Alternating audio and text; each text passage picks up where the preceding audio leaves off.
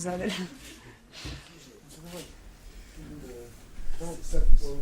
Будьте добры, пожалуйста, ответьте. Вот в связи с окончанием, прекращением локаута и отъездом ребят, те, которые пока у нас в команде, спасибо им, конечно, найдется ли достойная замена? If, for example, lockout is going to end and our NHL guys will go back to NHL, will you be able to substitute them? Well, we have Kalina and Kuryanov now. I think Kalina will play on Wednesday, and Kuryanov will be back in a week or two.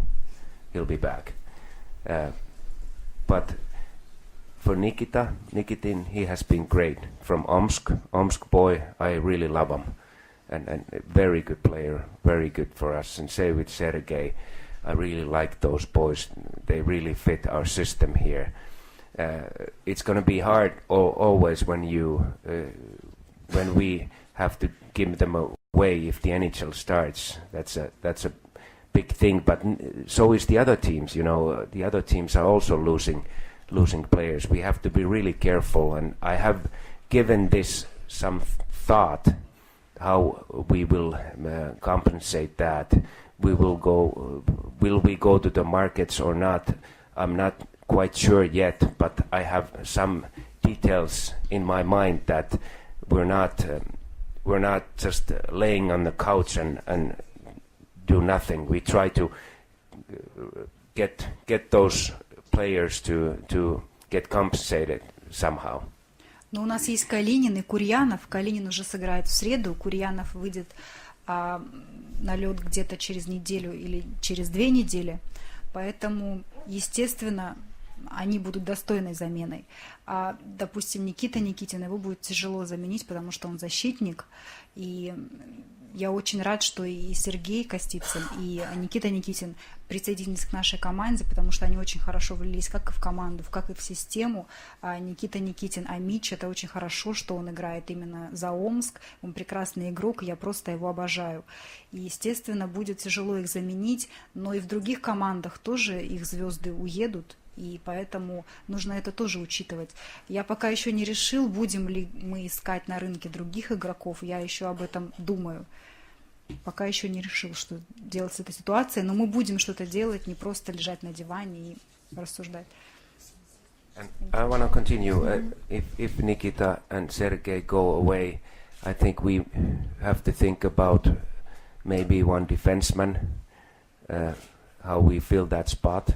And maybe one forward from the markets, but I cannot say anything more now. It's only in my mind and in our discussions with the president and with the general manager. Я хочу еще продолжить по этой теме. Если Никита и Сергей уедут, то мы думаем, будем ли мы искать на их место одного защитника и одного нападающего.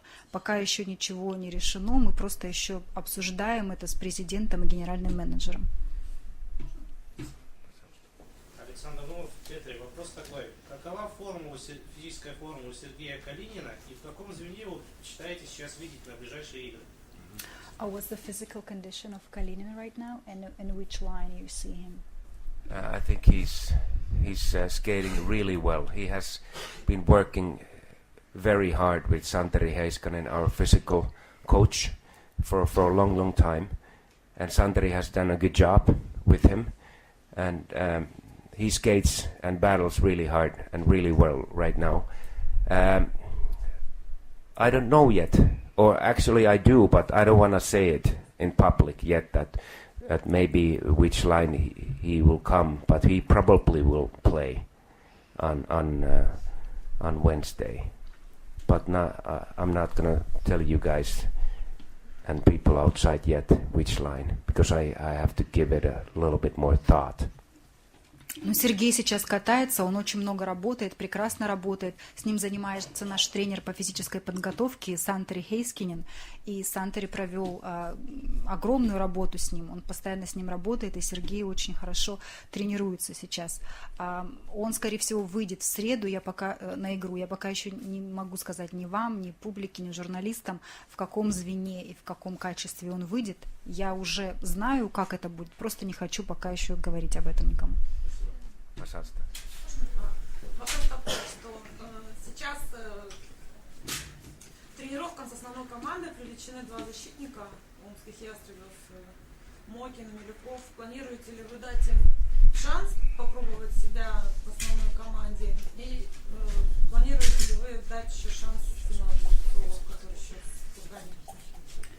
Now you involved two young guys from the farm team, Mokin и кто еще? Milukov from the farm team. You involve them in your practice. Yeah. So will they get a chance maybe to play? And also Жеребцов, who is sent to Lena. Yeah, these young boys are very good players, and they have been in our practices now because mostly because of that we have guys in the national team. We have Bujac, Pivchakin and Anton Belov in the national team, and that's why they are practicing with us.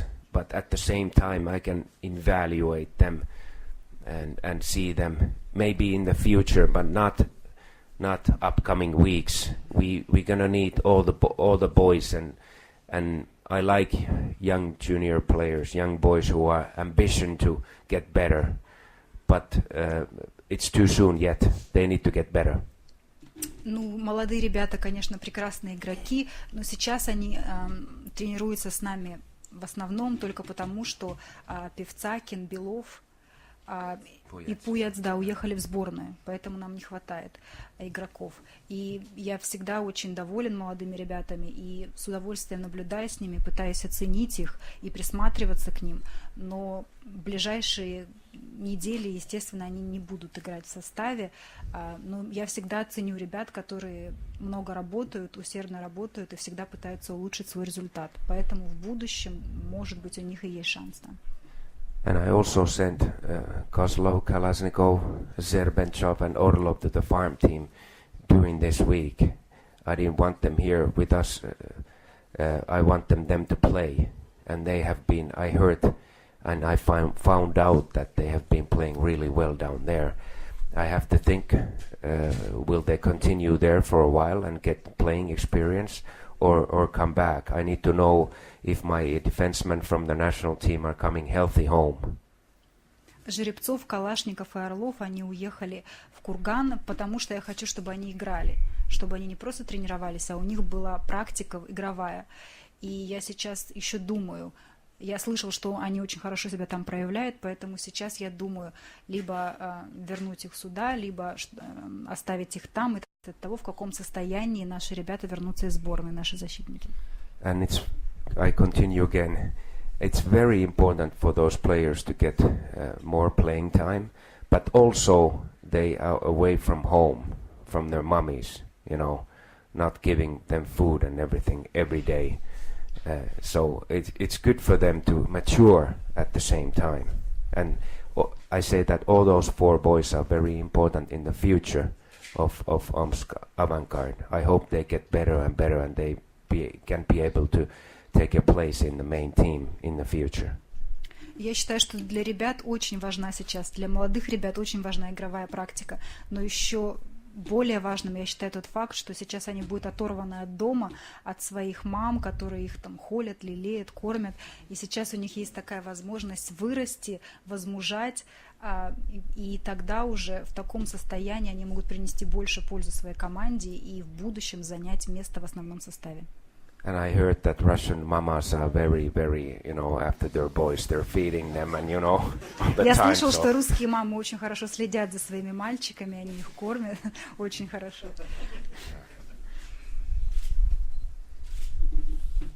Okay.